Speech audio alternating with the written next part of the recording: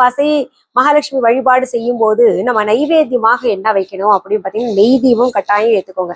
கொஞ்ச நேரம் ஏத்தினாலும் பரவாயில்ல, நெய் தீபம் ஏத்திட்டு. இப்போ பாத்தீங்கன்னா நம்ம வீஹா ஆன்லைன்ல இருக்கக்கூடிய நெய் தீபம் 35 நிமிஷம் நல்லா அழகா எரியும். நல்லா சுத்தமான பசு நெய்யால செய்யப்பட்டதுதான். அந்த விளக்கு ஏத்திட்டு கூட நீங்க மகாலட்சுமியின் நாமத்தை 108 தடவை சொல்லி முடிக்கிற வரைக்கும் அந்த நெய் தீபம் எரியும்.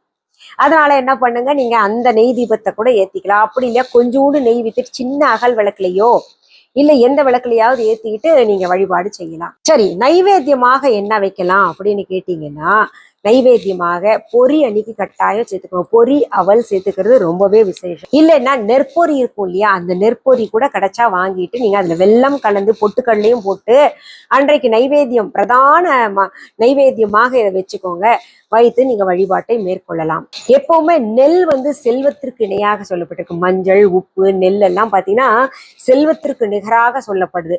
அதனால்தான் தீபாவளி அமாவாசை அன்னைக்கு நம்ம மகாலட்சுமி வழிபாட்டுல இந்த நெற்பொரி அல்லது சாதாரண பொரி அல்லது இந்த அவலும் கலந்து வைக்கக்கூடிய இந்த நைவேத்தியத்தை வச்சு